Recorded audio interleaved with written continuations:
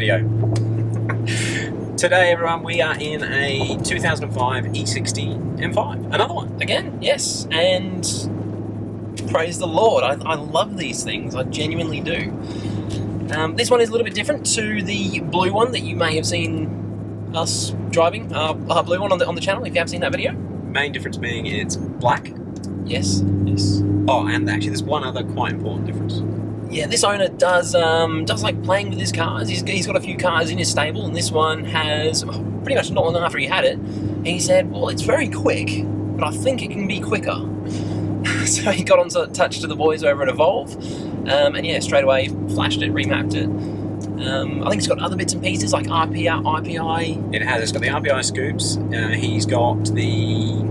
I've forgotten the name of the company, but it's the American company, ECS Tuning. He's got the ECS Tuning wheel spacer kit, so it starts out a little bit. Actually quite a lot, isn't it? Like 20 mil or something. I think he said it was 20 mil. It's either 20 or 18 mil. It's a good chunk of extra stance, which looks awesome. He's done the rear muffler delete similar to the blue one that was on the channel.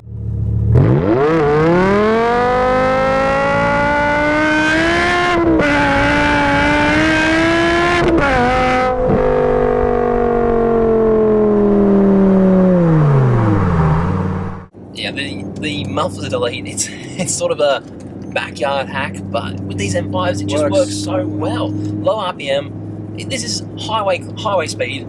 There's no drone. It's quiet. It's quiet through town, but when you want to pull that left paddle down a few times and boot it sounds awesome.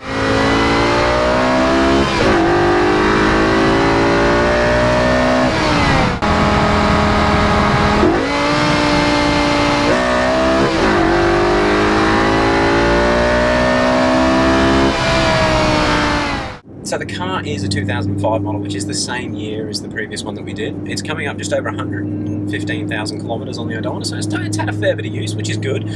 Something that is really surprising about these cars, they are really quite highly strung. They're a high-performance vehicle, especially for back in 2005, but they age really well. Yeah, back in 05 when these were dropped, they sort of rewrote the rulebook. Like, all of a sudden, if you had an M5, you could now...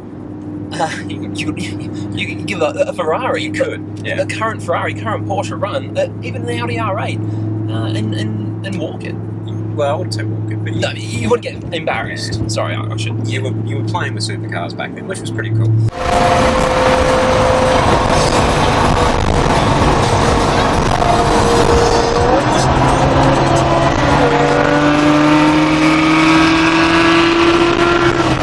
Yeah, this one's quite cool. I quite like the red interior, whereas our one's just white, which, yeah, this sort of really mixes it up. And again, no wood grain, which is good. I don't think the wood grain suits these very well. It takes it away from a sporty car to a more of a slow but like luxurious car, which just doesn't fit the rest of the chassis and the power.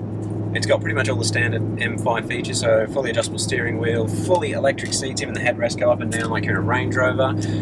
Of course, the electric bolsters as well, so you can actually wind the seats in if you're a little guy like me, and actually like a full bucket race seat, which is how Andrew has it set up, and it's hugging me. It's great. So it's got the heads-up display, which displays everything from RPMs to speed to sat-nav, which is really cool. Again, an amazing feature back in 2005. And it does change as well, depending on which mode you have the car in. So you press that M button, bang, DSC deactivated, comes up on the windscreen, and it's just no longer have you got all the boring stuff, but yeah, just a big rev limiter.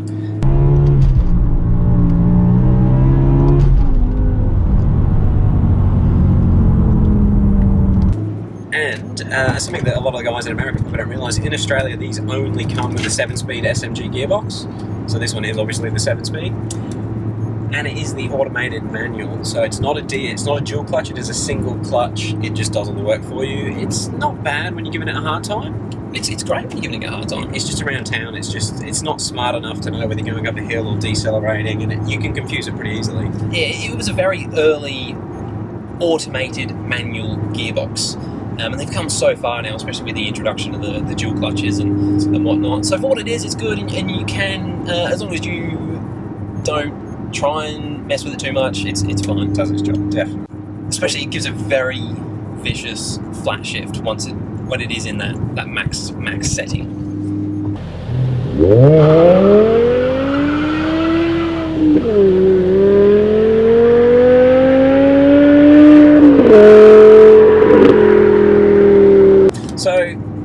guess initially something that's really exciting about this to see how much faster the Evolve Tune one is to the stock tune. This car has got the original, well not the original, but it's the factory fitted Continental tyres, where the other one had the Federal 595s, I think were on the other one. Yeah, and these, I mean, Federal 595s are a good tyre, but these Continentals are stupid money. They are expensive. When, I think back in 2005, when the M5s first came out, those Continentals ran $900 a corner, which was just a mental amount of money. Crazy money.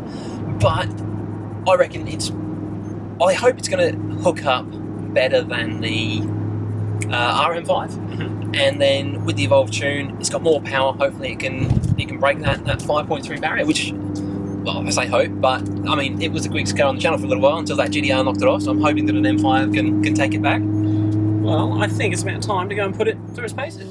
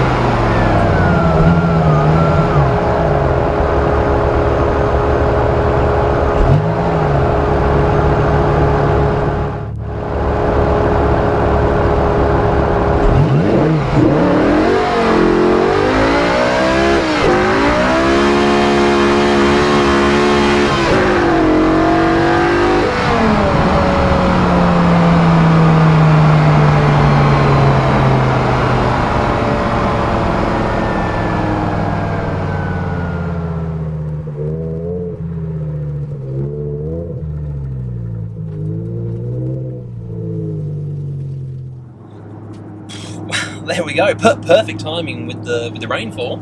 Yeah, it sort of sucked. As we all got to the spot where the runs got done, it was tipping it down. So unfortunately, we didn't have as much time as we would have liked to with the car. To cut to the chase, 6 seconds. In the wet, it did a 6 seconds, which was quite impressive. That was traction control on. However, the Evolve Tune definitely the clutch feels different. The clutch responds differently to the accelerator.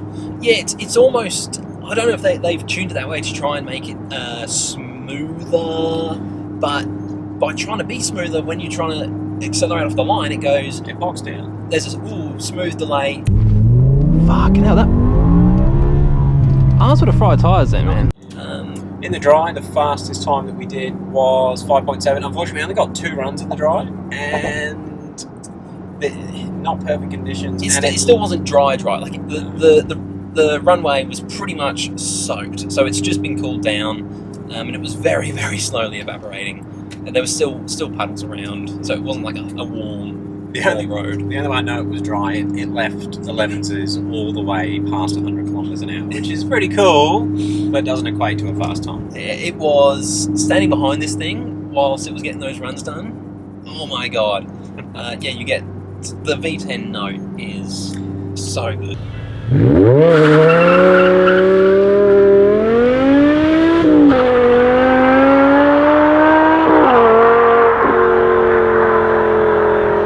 I think we mentioned on the other video that we did, the value for money right now, these, you're going to get one for under 40 grand. They are ridiculous amounts of fun. Well, even Andrew said this morning that he actually went on a drive with McLarens and Aston Martins and other supercars. And he just sold the car that he was supposed to be taking on the run, so he jumped in the M5, and it just fits in. It does. It definitely looks subdued now, and it looks a bit dated maybe, but the second anyone hears the engine, you know it's something special. The guy in a 675 McLaren come up and said, mate, that sounds awesome, which it does, but it's so cool to have a $30,000, $40,000 car that you can fit 5 people in comfortably. And go play with $1 million supercars. Yeah, and they're just like, oh, that thing's wicked. Cool. I want to see if we can actually overlay these runs compared to our blue one, because like with that Evolve Tune, they actually unlock or raise the rev limiter to 8,500 to get another 250 RPM. It is struggling to get off the line, this one. Just go back to that rev limiter change, that makes such a difference. In the standard one, if you shift at 8,000, it's a fast shift. If you shift at 8.2, it smacks you in the back, like it's a proper aggressive flat shift. and it just multiplies when you go to 8.5 in this. It's just harder, faster tune again. This one, you grab that paddle 8.5, and it just lights the rear wheels up. It's impressive. Actually, a standard one will struggle to lay lines as well as this one did. Oh, 100%. In any weather. Yeah, well, obviously first gear effortless, but second gear, this, if you want it to, will just spin the entire way through second gear, and then get traction in third. A stock one doesn't do that. So I have no doubt that even though this is slower off the line, once they're rolling, this is quicker. So I'd like to see what the cars are doing, next to each other, and see if this one does start to wind down. Actually, if anyone's got the Evolve tuned E60 M5, comment below with how you find the way the clutch responds versus before you had the tune. Because I'd like to know if it's a characteristic of this particular car, or if the Evolve tune is changing the way the clutch feels. Yeah, that'd be good to know actually, guys. And also, if you have, maybe not an Evolve tune, but I know guys change pulleys. There's some guys that do supercharge these. Just to clarify, that's the crank pulley that they change. Yes. Yeah, they put underdrive pulleys on them to add a little bit extra horsepower. Guys do work to these, and some people will throw $2,000 Eismans and Kresigs on them and stuff. So it'll be interesting to know what you've done to your E60 M5 and how it felt, or if you put it on the rolling road on a dyno before and after. Yeah, definitely. Well, thank you very much for watching, everyone. I hope there's a bit of entertainment for anyone that's out there. I've got to say, I just love them. They're just such a good all-round package. They are. Obviously, back in the day, it was a very expensive package, but now they're so cheap, so comparable to value for money. Other things that don't have V10s and they're 500 horsepower. All right, guys, please give it a share, give it a like. Let us know what we're doing wrong. Let us know about your E60 M5, and we will. Yeah, if you subscribe to the channel, we'll see you in the next one. Thank you very much. Peace. I could show